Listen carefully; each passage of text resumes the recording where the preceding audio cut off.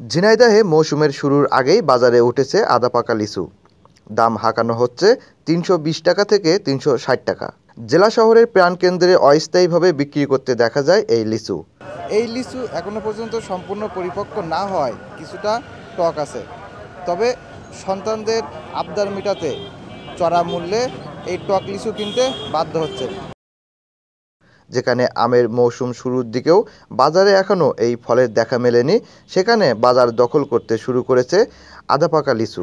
ক্রেতারা জানান লিচু এখনও মিষ্টি হয়নি, তবুও বাচ্চাদের আবদার মেটাতে চড়া দামে কিনতে হচ্ছে। লিচু এখনও আমার মনে হয় পরিপক্কতা আসেনি, মানে হালকা টক আছে, কিন্তু এই বর্তমানে যে লিচু আসছে তার মধ্যে মনে হচ্ছে একটু ভালো আর কি। এখন বাচ্চারা তো কান্নাকাটি করছে, ওদের জন্য বাধ্য হয়ে কিনতে হচ্ছে। আমি কিনলাম 100 লিচু কিনলাম 350 টাকা। তো 350 টাকা অনুযায়ী লিচুর যে মান হওয়া উচিত ওটা তো এখনও আসেনি আর কি।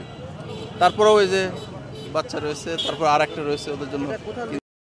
এছাড়াও সচেতন মহলের দাবি, অসাধু ব্যবসায়ীরা লিচু পাকার আগেই বাজারজাত করছেন চড়া মূল্যের আশায়। এত তাড়াতাড়ি লিচু ভাঙা ঠিক হয়নি, কারণ লিচু এখনও টক রয়েছে অনেক। দেখুন আমার হাতে অনেকগুলো লিচু আছে, আমি টেস্ট করলাম, তাতে এখনও টক রয়েছে। আরও কয়েকদিন গেলে লিচু মনে হয় মিষ্টি হতো। তবে বাদুড়ের উৎপাতের কারণে নাকি হয়তো অনেকে ভেঙে নিয়ে চলে যাবে, বাচ্চারা খেয়ে যাবে, এই জন্যই তাড়াতাড়ি ভেঙেছে আমি বুঝতে পারছি না। মালিক যারা আছে তারাই বলতে পারবে। যারা ওই যে ব্যবসায়ী সিন্ডিকেট, যারা এই সিন্ডিকেটের কারণে হচ্ছে এই অবস্থা।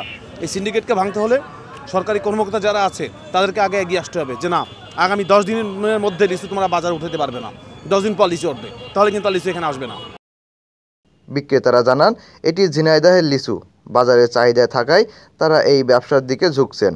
যদিও দাম বেশি হওয়ায় অনেক ক্রেতারা হতাশ হয়ে ফিরে যাচ্ছেন বলেও তারা জানান।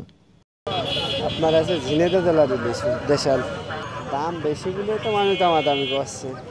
হাজরাপুর ইসেকাদা হাজরাপুর, হ্যাঁ পেকেছে ভাই। তবে আগাম লিচু বাজারজাত হওয়ায় কেমিক্যাল মেশানো হচ্ছে কিনা তা নজরদারির দাবি সচেতন মহলের।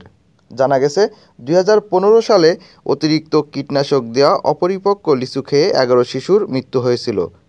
ওই সময়ে নমুনা সংগ্রহ করেছিল American journal of tropical medicine and hygiene নামের একটি সংগঠন।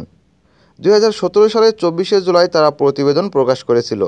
এতে উল্লেখ করা হয় লিচুতে বিষাক্ত কীটনাশক অ্যান্ডোসালফেন ব্যবহার করা হয়েছিল। লিচুতে ব্যবহৃত এই বিষ শিশুদের পেটে যাওয়ায় মৃত্যু হয়েছে। একই কারণে 2012 সালে 15 দিনের ব্যবধানে দিনাজপুরে 13 শিশুর মৃত্যু হয়েছিল।